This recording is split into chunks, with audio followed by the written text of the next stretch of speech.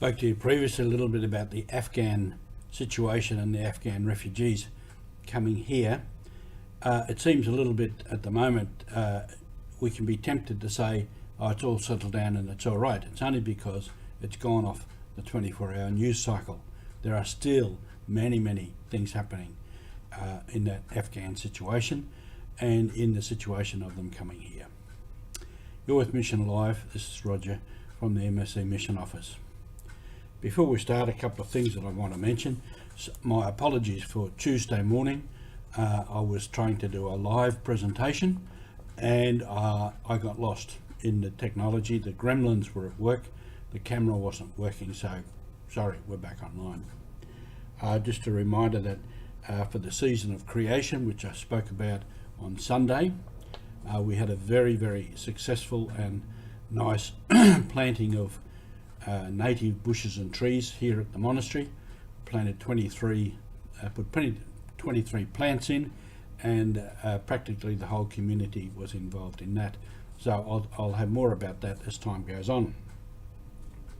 We have on different days Sister Helen on Mondays, Father Pat again on Wednesdays, and Brother Greg with China on Fridays. So they'll be presenting.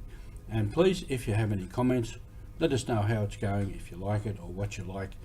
It'll help us to try and do better. I want to refer again to the Afghan situation.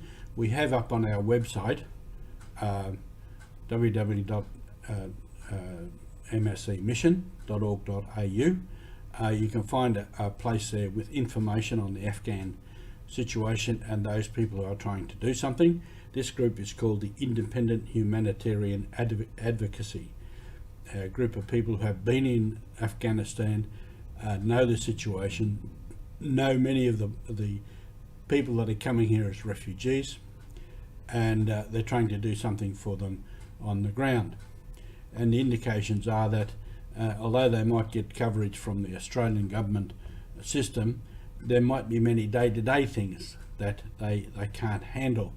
For instance, this man in charge of this group, he knew an Afghan man with his wife and two kids who came to Brisbane and were in quarantine.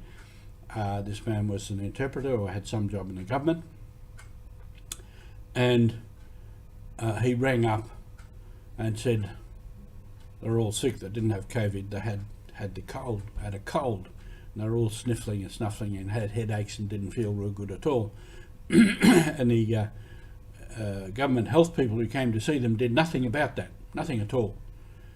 So this man, Pat, he got onto the nearest chemist warehouse and ordered a little bundle of what they might need for their colds, and said to the people there, can you get this across to the hotel to this person, which they did. And he paid for that with his card. So that's what we can do. So that's just a simple little thing of how we can look after people. Here's the man, he's arrived in this place, he's in a hotel, he and his whole family have got colds and they can't get any medicine. Just simple things. And another one out in Campbelltown where our project officer Sean lives, he was linked into this conversation we had, and there's people out there and they're cold. They haven't got warm clothes. They just pulled out of Afghanistan with what they stood up in. So he's trying to get the St Vincent de Paul to put together some stuff and take over to them. There seems to be some reluctance. So what Sean's going to do is to contact people in his parish out there and try to get together enough stuff to help these people. So it's simple things like that. Medicine, clothes, and it might be gift vouchers for food. It could go to a phone or a SIM card, top up units on a phone so they can ring people. You know, some of their family might be in another city. They might be trying to ring back to Afghanistan. All those simple things that people will need to do. Already we've had some response, people willing to maybe just to go and meet these people, show them around the neighbourhood, you know, when they come out of quarantine, you know, show them where the shops are, show them how different things work. I mean, they're coming out of a different country, they're coming out of a different culture, so and you're coming into a strange city, so they might need local people on the ground to meet them and just to show them around and say, well, there's a coffee shop, there's the IGA or this or that or something, and this is the train, this is the bus, this is how you get here, this is how you get there. All kinds of things that if you go into a strange city, you're pretty well lost. And you know, if you've got the language, you're lucky. But as I said previously, if you don't know the language, you're blind and deaf, and therefore dumb.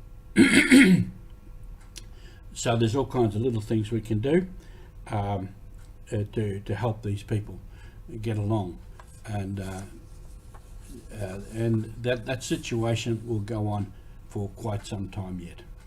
So this is part of our mission. This is being alive in the mission of love and care for other people. Thank you.